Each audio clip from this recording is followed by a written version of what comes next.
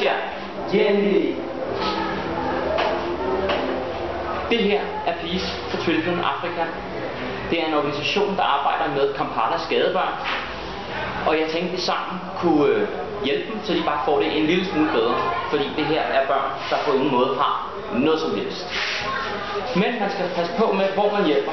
For mange af de her gadebørn, der er kommet hertil, de føler faktisk, at de har det bedre som gadebørn end i deres hjem. Og absurd nok, derfor skal man passe på med, hvor man hjælper. Også fordi, får de det for godt, jamen, så vil den fattige del af Uganda og Kampala, jamen, så vil de jo simpelthen bare sende deres børn ud på gaden. Fordi de har det bedre som gadebørn. Men jeg tænkte, at jeg ville vise jer stedet, og vise jer, hvor vi kunne hjælpe. Så prøv at komme med mig.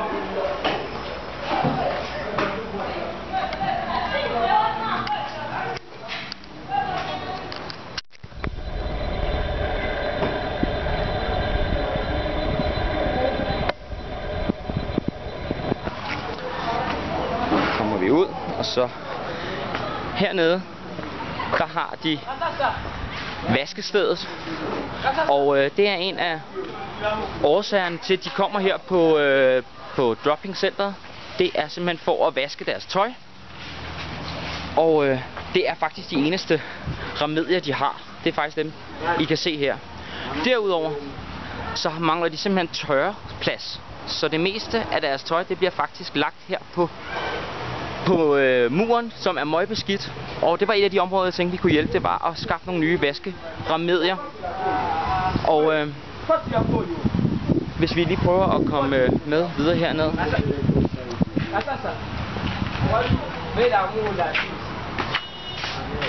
Kessa, can you help me please?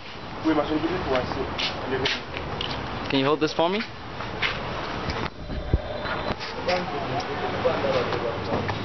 Droppingcenteret her, det er for gadebørn, hvor de kommer ind om morgenen, og så går de hjem om aftenen igen. Og de får et opmåltid mad, og når de så ankommer hjem, så vil der være forskellige aktiviteter.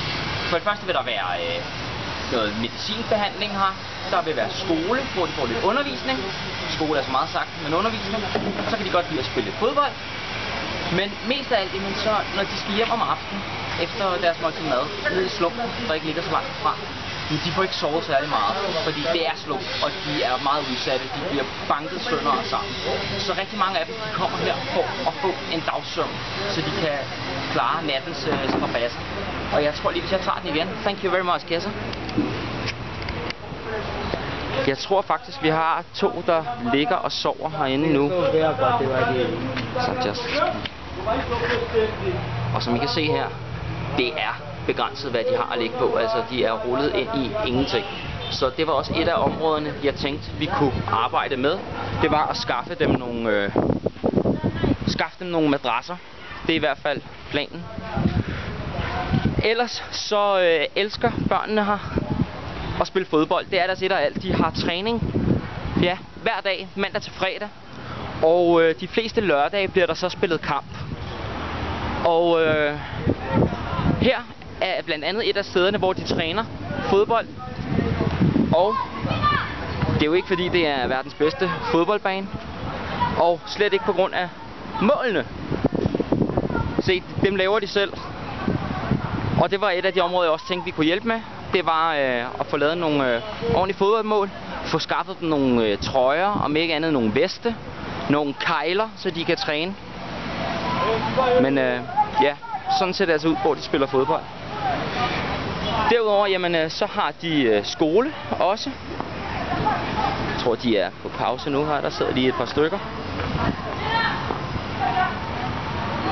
Her. Og det her undervisningen foregår.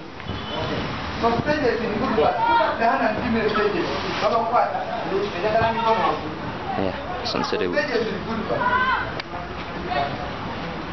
Ja, det her, det var sådan set droppingcenteret. Ja, vi har endda også en enkelt der sover herovre.